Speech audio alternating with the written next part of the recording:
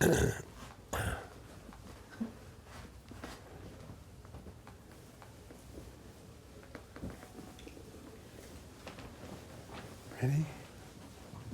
Yeah?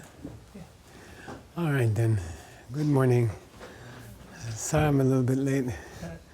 I was trying to sync the iPod so I could play some good music for you during your killer yoga class. So we'll start with a meditation. There are 8 steps via Chana, right? And there's a new one that Scott discovered, which is turn off your cell phone. Counts as 0. And there's another one that's not bad, which is blow your nose, okay? And make grunting sounds, coughing sounds. Yeah, like that.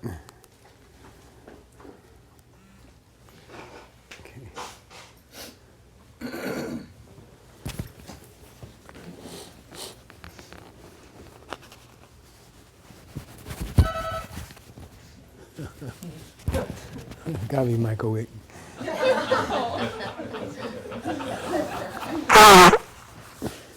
When I started ACI, I locked the door at 7 o'clock. The first day, he was banging on the door and yelling, "Dharma Hitler, Dharma Hitler." But I didn't open it.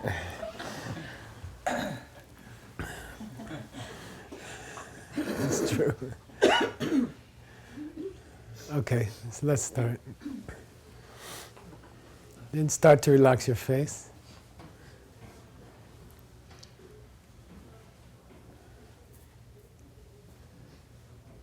Your forehead. Relax your shoulders.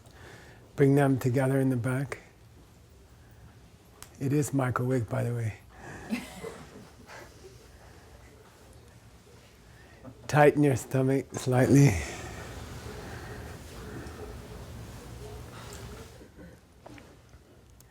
Relax your eyelids. Relax your fingers.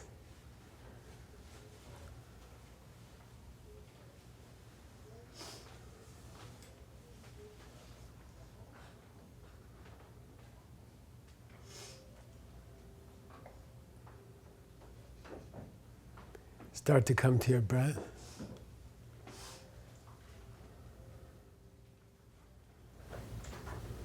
Follow your breath lightly. Remember to keep the corners of your mouth relaxed.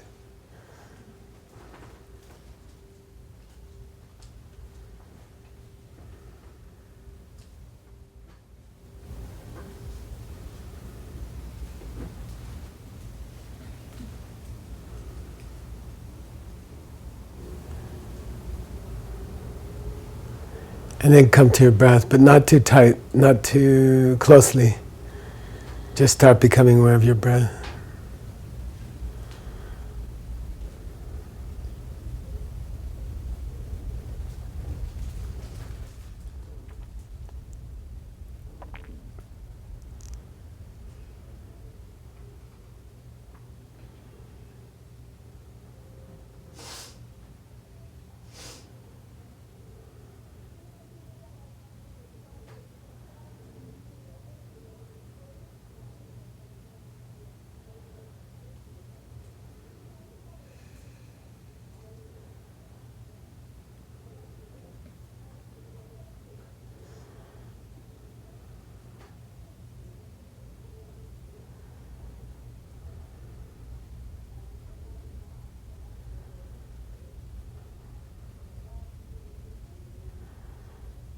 Now more closely to the breath.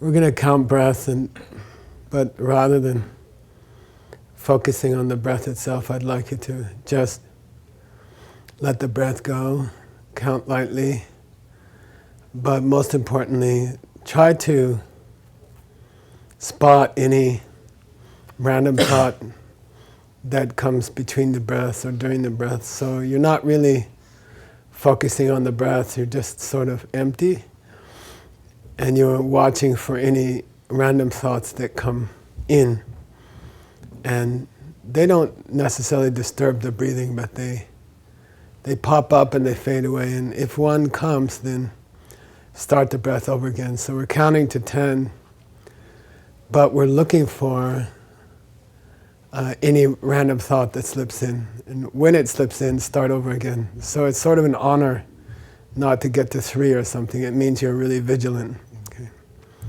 Okay, we'll do that for maybe 10 minutes.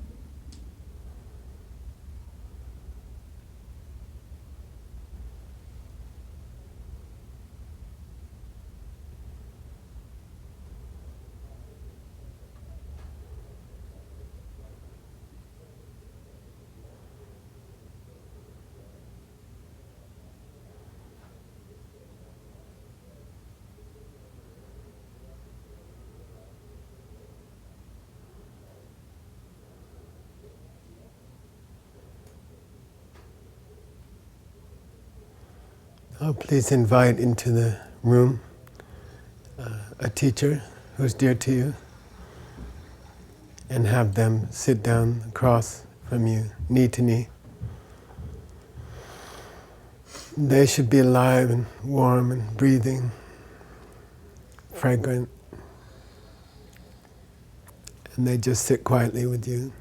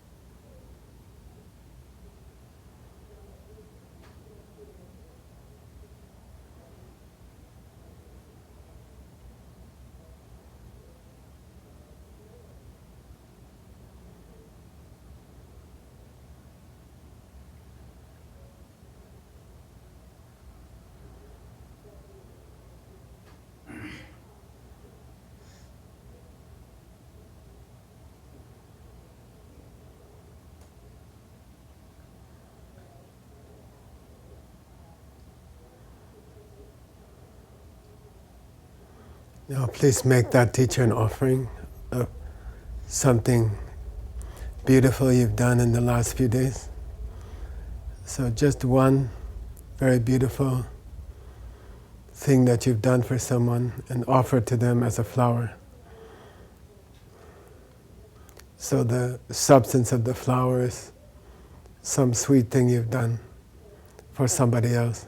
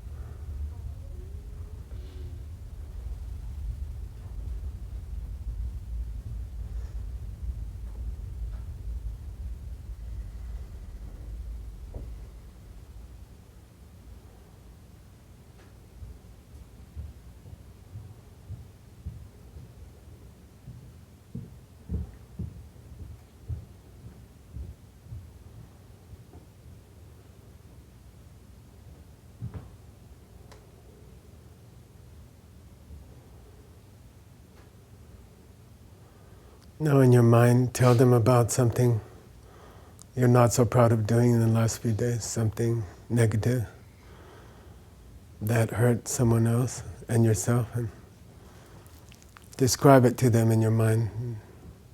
Imagine that they can hear you speaking. Show them the images.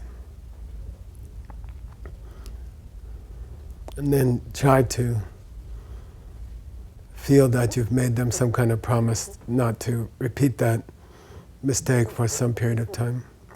Maybe the next 3 days or a week or something.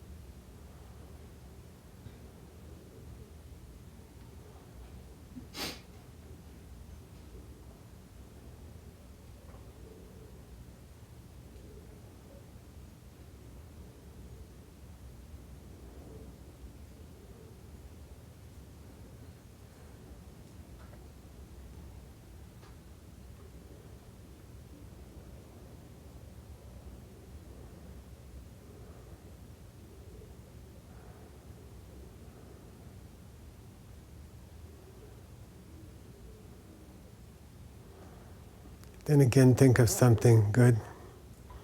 You've been doing something more long-term than the gift that you gave, the flower. So some kind of sustained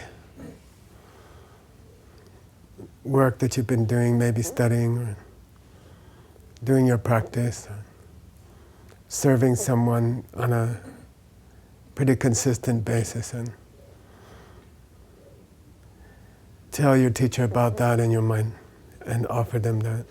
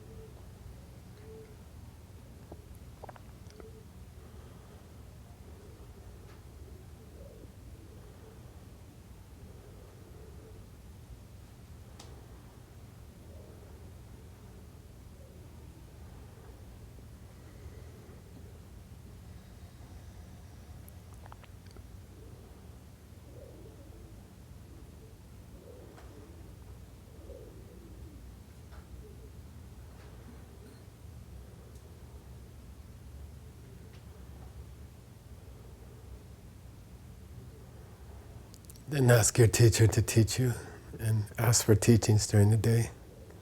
A lot of them are hard ones.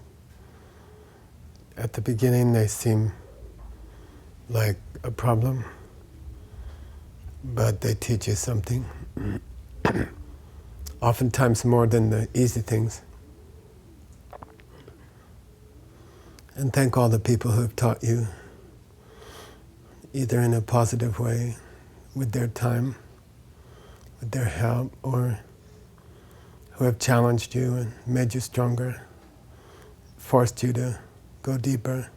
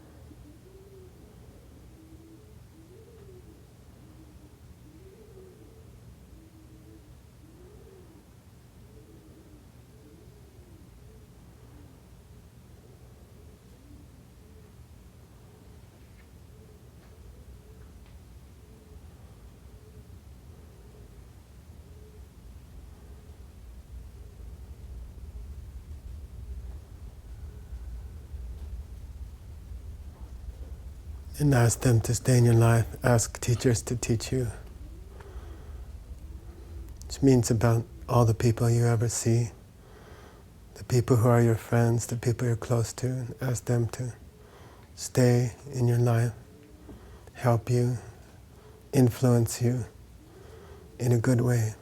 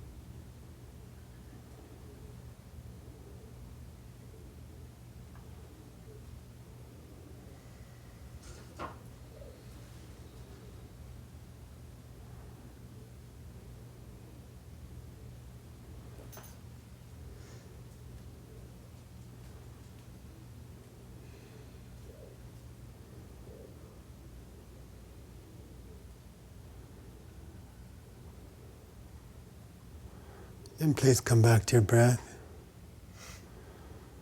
lightly, just to bring yourself out slowly. And then you can open your eyes, take a stretch. I'd like to take a stretch.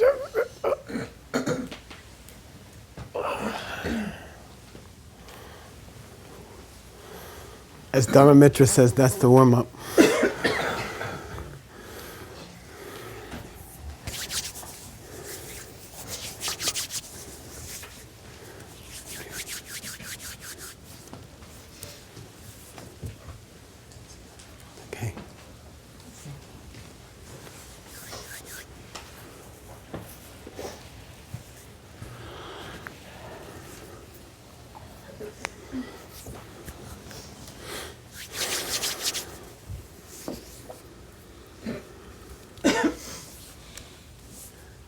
You ready?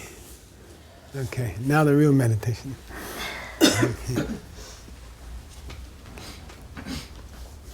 So please come back in.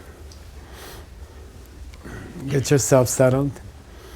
During this part, you should try to be very quiet, okay?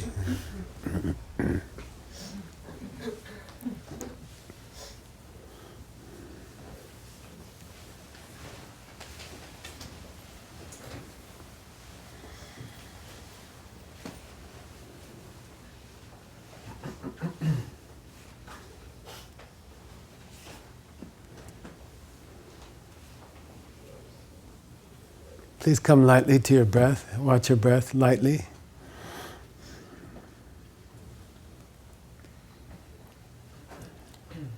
Slow it down, relax. Long exhales.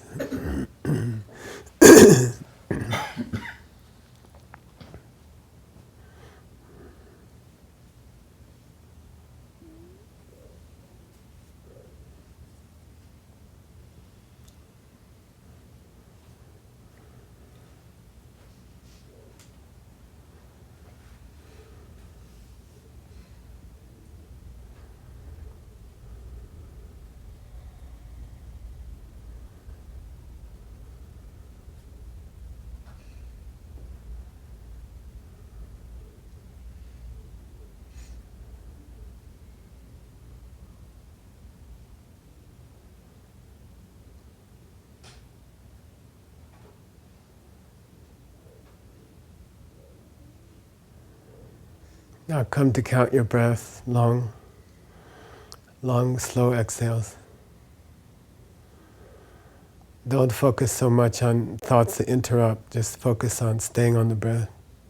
Like an ice skate, it stays on the ice, even as it moves. So don't be disturbed or distracted by other thoughts. Try to stay on the breath.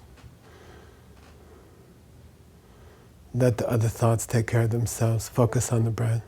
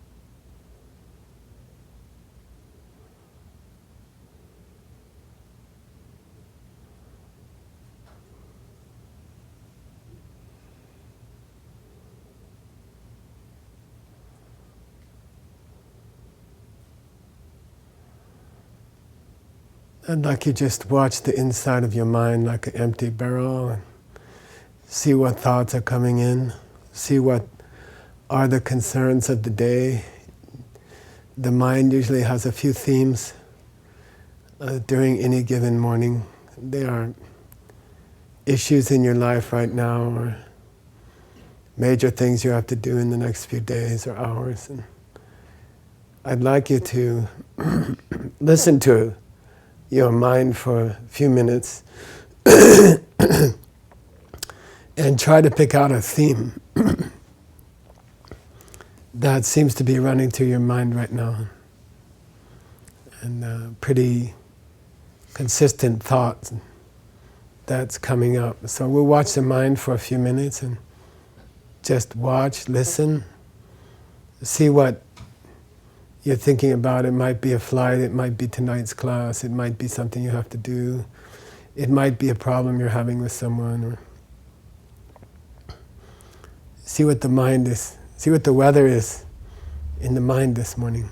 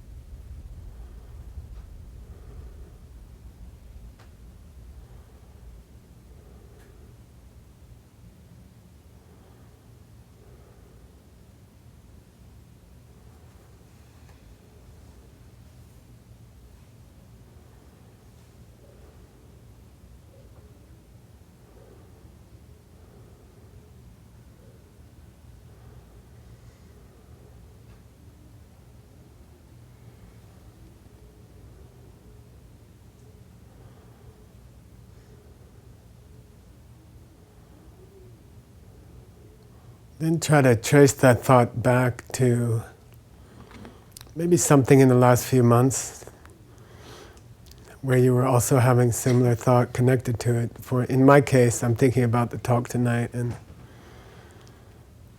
thinking about how that kind of thought started in my mind. And it was about, I can remember 2 years ago we gave a similar talk at Princeton, in the town of Princeton, and I remember that talk, and those ideas were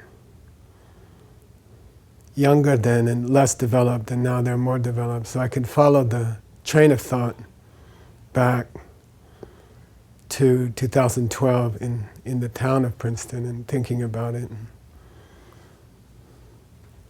So, or if it's an issue with a person that you're having, you might trace the thought back to major events in your life where you met them or you were interacting with them, and then I'd like you to trace that series of events and thoughts back in your mind for a few minutes. See how far back you go. Free associate with thoughts and memories of where those thoughts came from. The talk at Princeton, in my example, came from a talk I gave at the university a few years before that.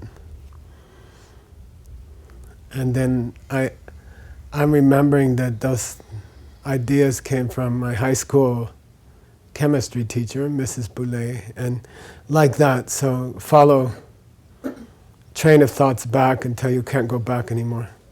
You might go back to your high school or your early life and your family and see how far back you can trace the memories or train of events.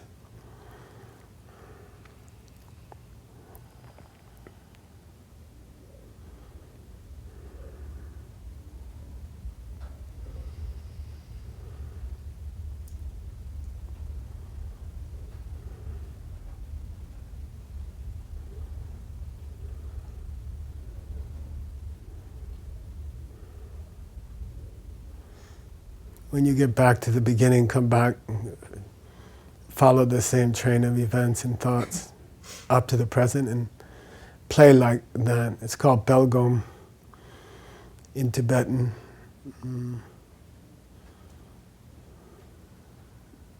Like practicing a train of thought forwards and backwards, and then forward again, and then backwards again. Pick up new details each way.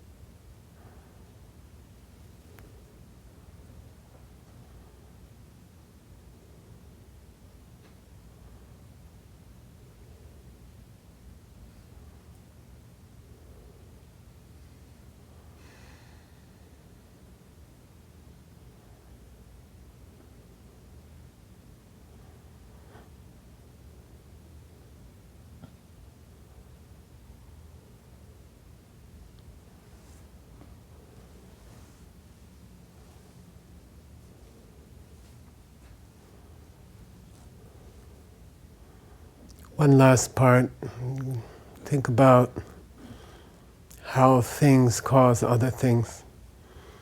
What is the place where an event touches the next event, causes things? My 7th grade teacher taught me science, and he was talking and taught me about elements and chemicals, and where was the juncture between my ear and his words? How did they touch my ear? How did they come in? Where did his words come from? Why did I meet him? Try to take one event in your life and try to imagine how interaction takes place between you and another person. How did you meet them? When they spoke to you, how did you hear it?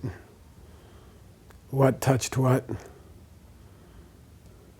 And just think on that. Take one person, one part of your life.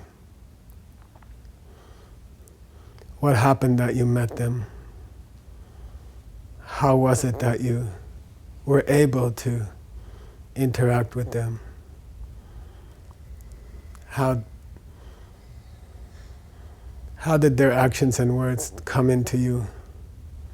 Where was the boundary between the two? Think on that just for a few minutes and then we'll stop.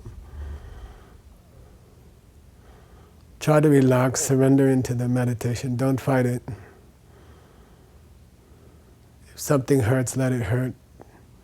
If something falls asleep, let it fall asleep. Just relax.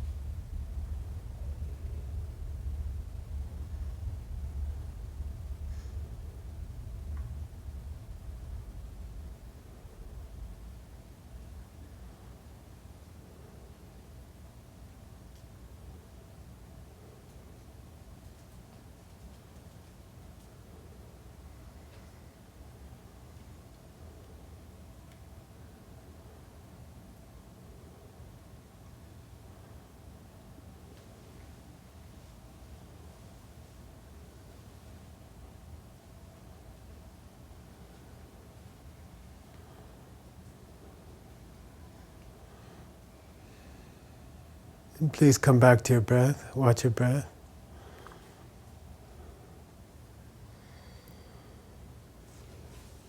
Just to help you come out softly.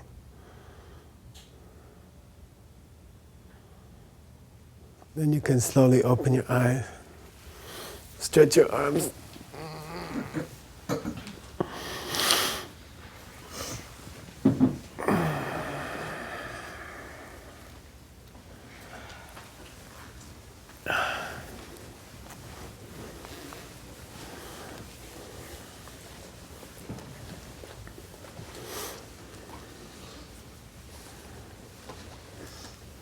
Any comments or observations?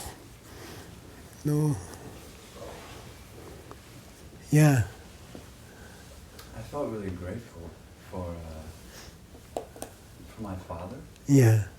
Because I was thinking about my apartment, and it's a photo studio, and I was thinking about how did I get a photo studio? Like, why am I in a photo studio in the first place? And I traced it all the way back to high school. Nice. He'd randomly given me an old Minolta. Oh. And Yeah. that sparked this whole thing about having an interest in visual images. And then I went to college for photography and I met the Bodhidharma. Yeah. And I was like, whoa. Yeah. A lot of that had to do with that one interaction where I received that camera. So I felt really grateful for my father. Then you should go sometimes to the karma you did to meet your father, right? Which is past life. So he's evidence, you know. It means you were sharing photos with somebody in your past life. And that created your father to bring you a camera. You see what I mean? If you keep going like this, there's a state of realization called Chugugin Tingenzen where you can trace back all the teachings you've ever had. So, you know, you take some idea like, what caused my husband to be critical of me today?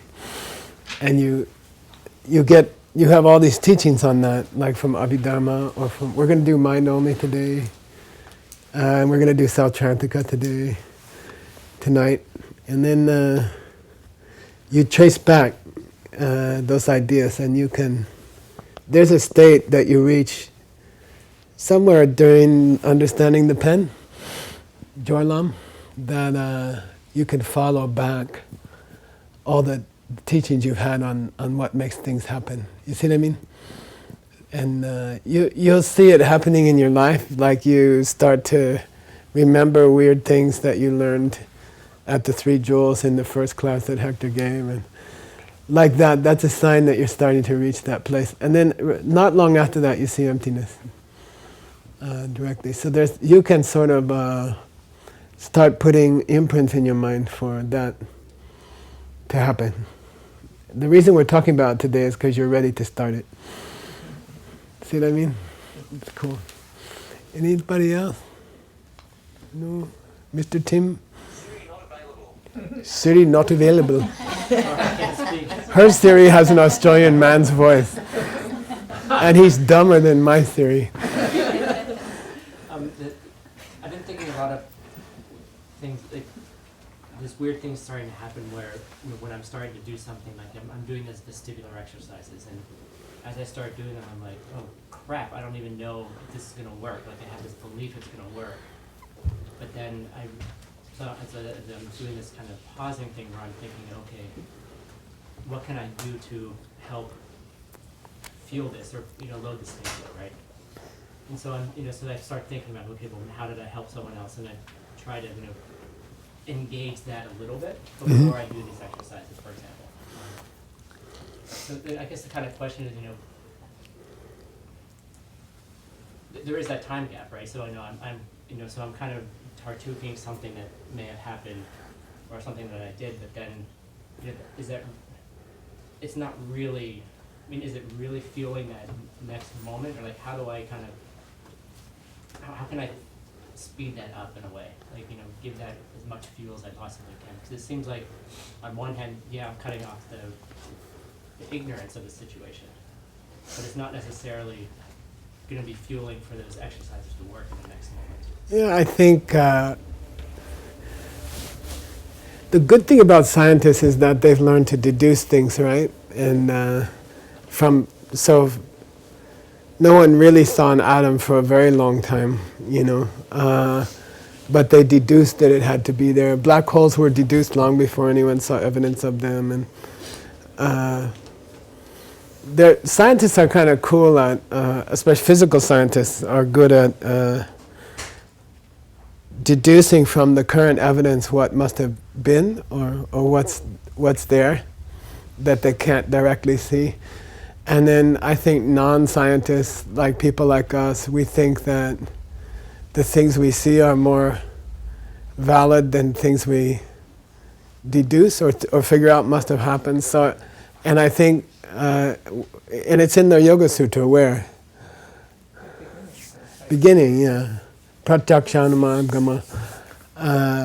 3 kinds of valid perception. But the closer you get to realizing that direct perception is, and figuring something out is equally valid, the closer those two come together, the more of a Buddhist you are, and the more of a scientist you are. So what I mean is, in your case, the fact that you have a spine or a body to be working on, or your ears or whatever, is already evidence that you have enough virtue to fix it, you know.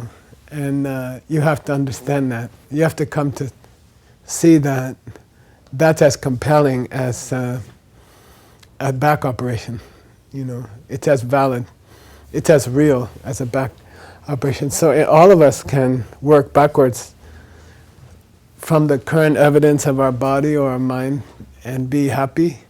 He called it tartuking, which is a nice verb. Figuring out that you must have done some really good things, okay? And we all, if you're here in the Three Jewels, it always makes me feel sad. I have friends who say, oh, my life's not going so well, and you know, I'm having a hard life, and I'm not too healthy, and I'm getting old, and like that. And I'm like, in the back of my mind, I want to scream at them, because you made it to the Three Jewels. You know, on a cosmic level, you made it through billions of levels of life, and now you're at the last stop, and you're complaining about some health problem you have. And it just seems crazy to me. Logically, you are at the peak of evolution. Logically, you have enough good seeds in your mind to do anything you want, but you have to be happy about them, and you have to focus on the good parts of yourself that you can deduce that you must have done, right? And that might cure, that would cure what you want to cure, okay? Like that. It's just as valid. And the more you understand it's real. The things you must have done to get here are powerful enough to, well watered, will give you anything you want. Now, okay, something like that. We tend to think that deductive perception is not as real as direct perception. And that's a mistake, right? So you can deduce the goodness you have. Everyone in this room has enough goodness to be anything already. You just didn't tartuk it. What's tartuk it mean? You have to be happy about it. Okay, that's all. Enjoy it. All right, we have to start. Do we have to start? Yeah. We have some restaurant to go to, right? What time is that? 1:15 to get there. Oh, you made a boo-boo. Yeah, I think let's take a 15-minute break and get ready for yoga, okay? I'm just going to do a pretty hard yoga class. So you have three options. One is to do it. One is to skip it. I don't care. One is to come and just do what you can do, you know? If you can't do everything, then just come and let's just have a good time, okay? I don't like exercise. I never did. I'm old, okay? I remember I was in 6th grade when Kennedy was shot, so that's how old I am. I remember being on the playground and they announced it, you know, and I still remember that playground because that's where I was the worst kid in the class in the John F. Kennedy President's Fitness Challenge. And I remember the coach, I couldn't do a pull-up, so he put me up there. And he held me and he says, you got it? And I'm like, yeah, I got it. And he let go and I fell down. And I couldn't do one, you know. And I got a 0. And ever since then, I hated exercise. But I want to live a long life. I want to teach. Exercise makes your mind bright and happy and strong. And so I put up with it. Patanjali has his definition of yoga. What is it? Yoga? Chittavarti Nirodha. Geshe Michael has his definition of yoga. What's that? That which stands between me and brightness. That which stands between. That's what stands between me and a good breakfast in New York City. So, but you have to do it if you're in this business. If you're in the Dharma business, you have to keep your body. It's your responsibility to keep your body going well, okay, or as well as it can. So you might as well just give into it. I'm taking guitar lessons. I mean, I took one, okay, and I canceled on it. But anyway. But the guy said, he's really wonderful. He's Brazilian, and he's a very great master of, what do you call it, flamenco. And he's like, okay, you're going to do this exercise. And it's I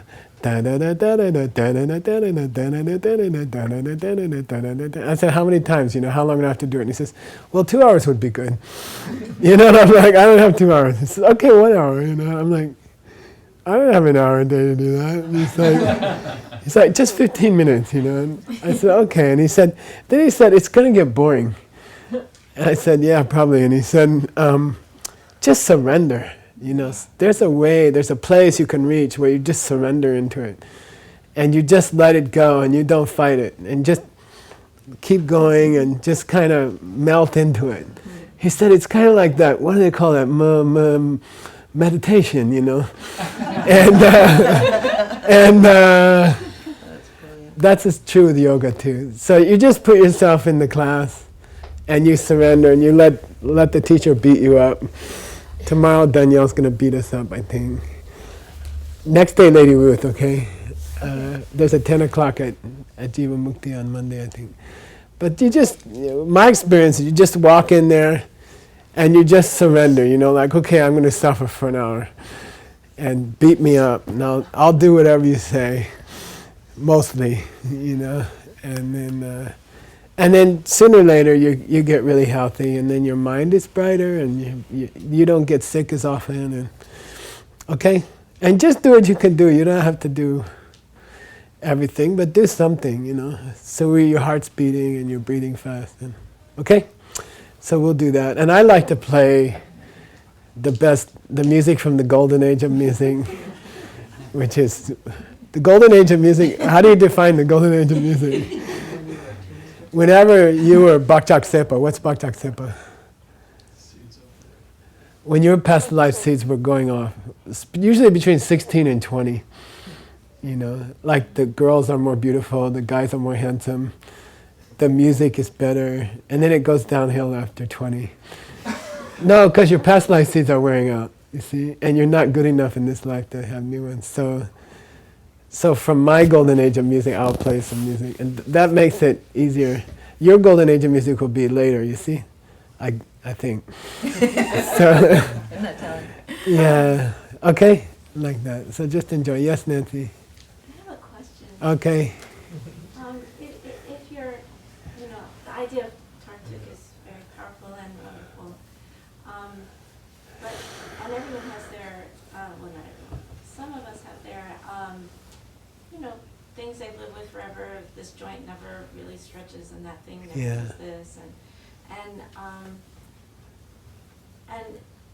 there's a tendency to take teachings about if you were happy enough, this wouldn't be the case, and you would overcome it to say, oh, I'm now not happy enough. Now I'm even worse. And the evidence is this, and since that's a tendency in some of my thoughts, how do I deal with that tendency? Yeah, To use it I'll restate it, as- okay? So, you know, in Buddhism, they say if you have countless karmic seeds, but you haven't watered them, so you haven't fertilized them, you haven't let sunlight beam on them, and that sunlight is to tartuk, which means like before you go to sleep, you lay on your bed and you get in the habit of thinking about the sweet things you've done today or in the last week or something like that. So then there are 3 Abhidharma classical steps to collecting it, to, what do you call it? Not creating a karma, but designing a karma. Like consciously designing a karma.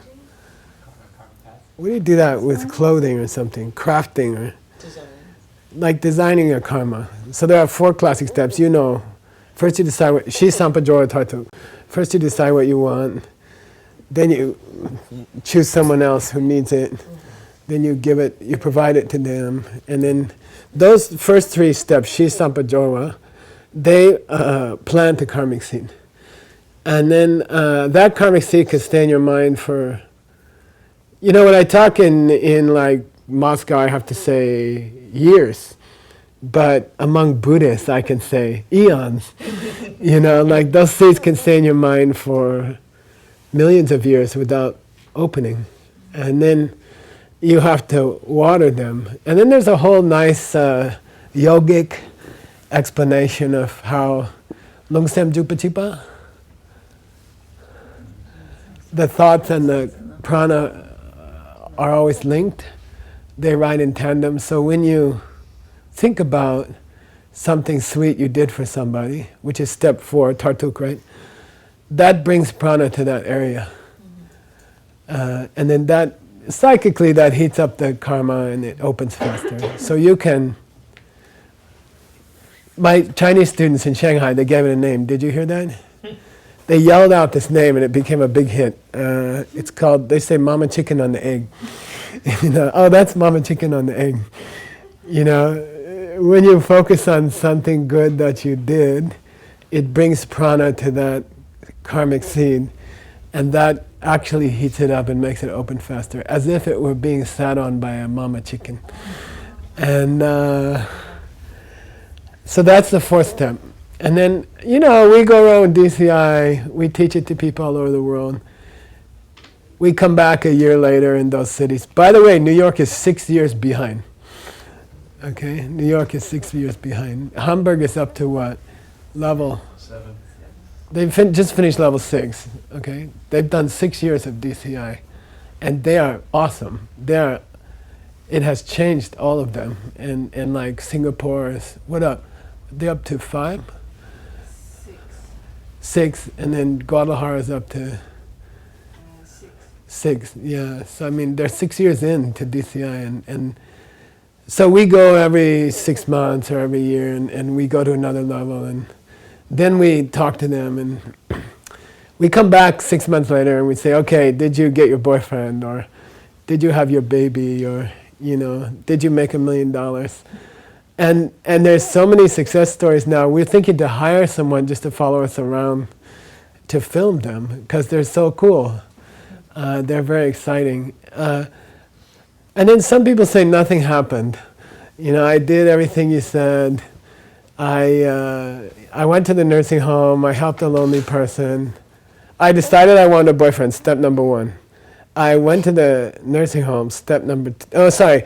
I chose an older, lonely person, step number 2. Step number 3, I take them out, or I go visit them once a week, you know. And I did everything you said. And I said, but you didn't mention the 4th one. You didn't mention the mama chicken on the egg. And they said, yeah, you know, I have a little problem with that. You know, like, I don't have a problem with going to a nursing home. I can do that once a week. I'm okay with that.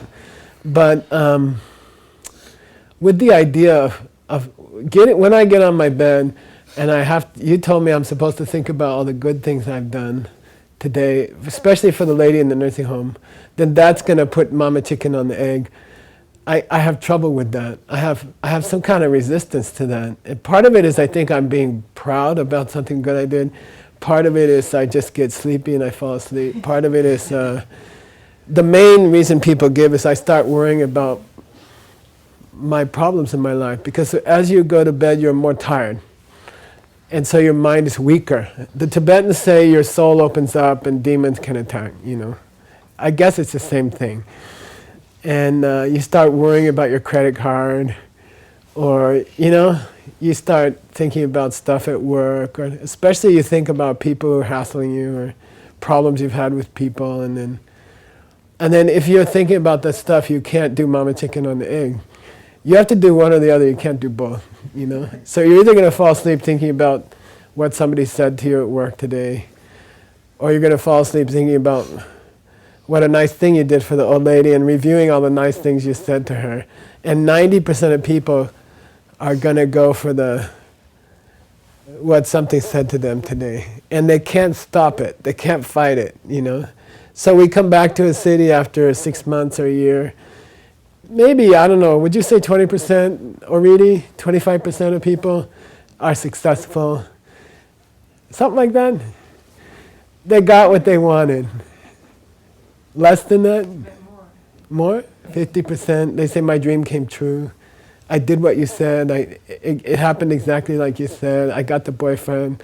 One lady complained to me because she got 3 boyfriends because she visited 3 old ladies.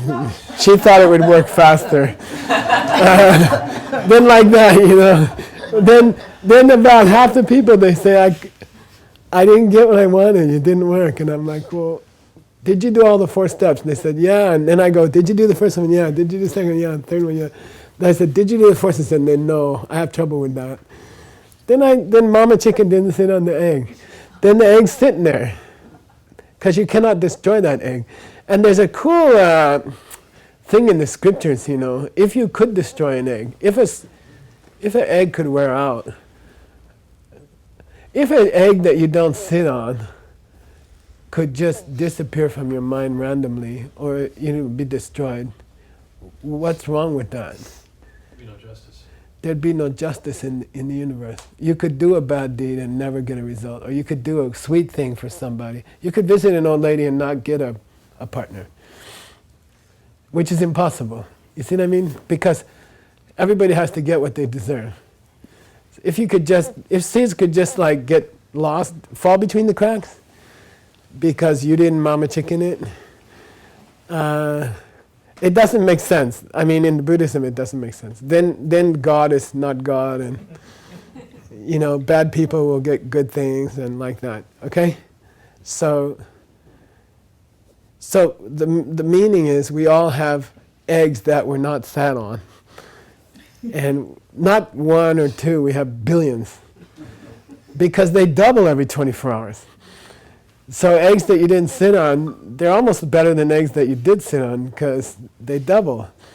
And then in your mind, in your consciousness, by definition, you have countless seeds to do everything. You already have enough seeds to be the best yoga teacher in the world, or be the best photographer in New York, or whatever.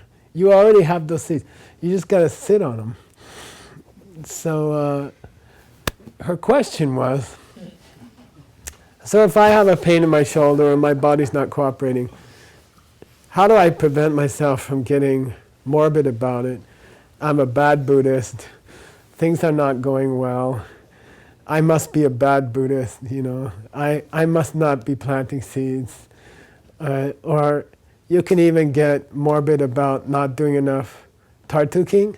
I'm not happy enough before I go to bed. I'm a bad Buddhist, because I have a shoulder pains, like that. Yeah, that's what people say. They say, I couldn't do the 4th step, Geshe, because when I got in my bed, I started feeling bad, or thinking about what a bad Buddhist I am because I have a bad back, or I can't find a boyfriend. That means I must be a bad Buddhist, I don't know. Prajnaparamita means what? Perfection of wisdom means in this game, in the game that we're playing, that we decided to play, called Buddhism, understanding must overcome emotion. Okay, and there's no.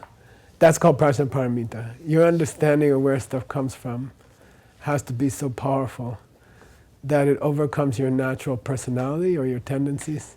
And that, according to Buddhism, that's the only way. And there are 3 steps, right? Tesamgom.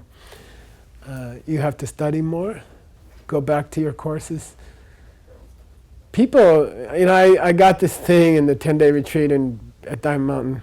I got a list from Sheree of what? People hate her name. She's the registrar for ACI. She can tell me what courses you ever finished and when. So there's no BS about it. I can say, okay, in March of 1998, you are recorded as having finished course 5, but since then there's no course 6 recorded, you know. And then they're like, but Geshe I did it and I sent in my homework and nobody graded them, you know. Or they lost them, you know. And then I say, well, tough, you know, something. You're going to have to do it over again. And they're like, oh, I don't want to do it over again. You know. And I'm like, is that going to hurt you to do it over again? And they're like, no, I guess not, but I don't have time. In 1998, I had less stuff to do, you know. So first thing, you got to do your courses. And it doesn't hurt for an old veteran Dharma warrior to go back and do a course over. In your, you know, I do stuff in the bathroom. I have a whole bookshelf. Things I can't do in real life, I do in the bathroom, okay? Long sessions sitting there. People wonder what I'm doing. So go back to study some course that you already did. Some, you know, think about it while you're driving, or, you know, before you fall asleep, or while you're eating is okay. And then Gom is, you have to do some meditation. Do a little bit of meditation every day. I can see who's meditating and not. The people who are not meditating every day, they get restless, and I can feel it. I can see it. And so do your Tusam Gom, right? And then and that's the only way to overcome that thinking. There's no other way. In Buddhism, there's no other way. I can't sprinkle dust on your head, and you will stop. I mean, I don't believe in that stuff much. If you have if you have a really close relationship with a Lama, you can say, touch my head and, you know, make me more able to be happy about my goodness, and less low self-esteem about my shoulder pain, which means I'm a bad Buddhist. You see what I mean? Like, help me not be like that. So, you can do that too. Yeah. But one of the highest Buddhist practices is to be happy about the good stuff you're doing. And you have to struggle to get good at that. And that has to be before you go to bed. And people who master that have successful lives. And people who can't do that, they just keep struggling, you know. So, and it's not pride, right? The scripture is very clear. This is not pride. This is healthy. Pride will compare your good deeds to other people's. So yeah, I helped the old lady, and I'm much better at it than the upper person in the next room. You know, that's pride. But I helped the old lady, and she's happy. I made her happy. That's not pride. That's like healthy. And then you have to develop that, and that's probably the most important meditational skill you can develop, is to be happy about yourself. Appreciate yourself, okay? Then all those seeds will ripen, and suddenly your life becomes magic, okay? But you have to appreciate yourself. Before you sleep is a good time, because then it cooks all night long, okay? Very important. Everybody here is doing amazing stuff, but you don't appreciate yourself enough. Especially some people, I've been listening to them kvetch. This is a New York word, I only get to use it here. What's that mean, Uta? She's like from Berlin, she's like, I don't know. Is that Moroccan or something? Kvetch means to complain. Yeah, constantly. I've been listening to some people kvetch for 15, 20 years. And I still, you know, it's like, when are you going to stop kvetching, you know? You're doing lots of good stuff. You're doing so many wonderful things, you know? Like, be happy about something, okay? Everyone here is doing amazing stuff. Or you wouldn't be here. How many million people in New York? 10 million people, something. I don't know. Huh? Just 7? That's a village in China. But you are like 1 out of 100,000 people. That's not so bad.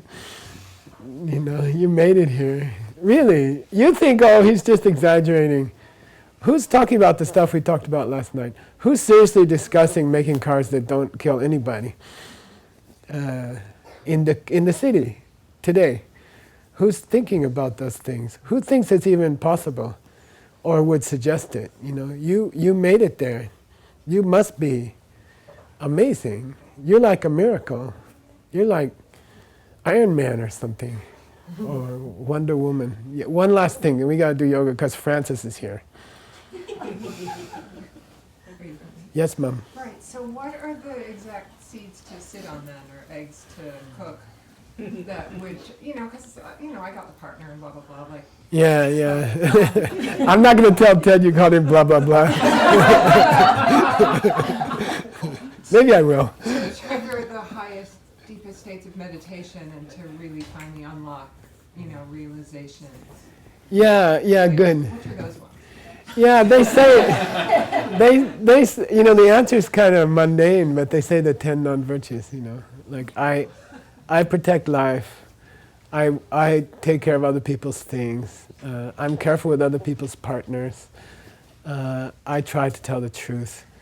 I try to bring people together. I try not to say rough things to people. I try not to say worthless things. I try to be happy when people get stuff. I try to be sad when something bad happens to them. And I'm working on my courses. Those 10.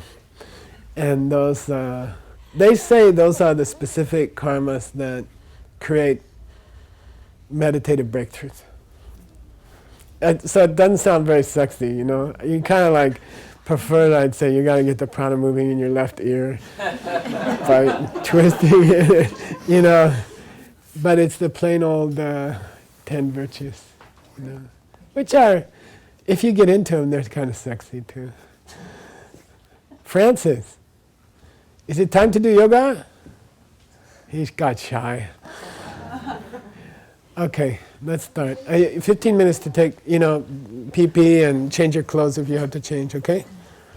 Scott, you gotta help me figure out I bought a speaker, but maybe there's a house speaker and it's louder. The house speakers are at the auditorium right now. Oh, I brought my own. This is the Set up over here with Boy Scout thing. Yeah, that works too. That's pretty We decent. have a thing in the corner. Is your speaker louder than that radio over there? Probably. Okay. Okay, let's I want to go. announce the yoga tomorrow. Because it's not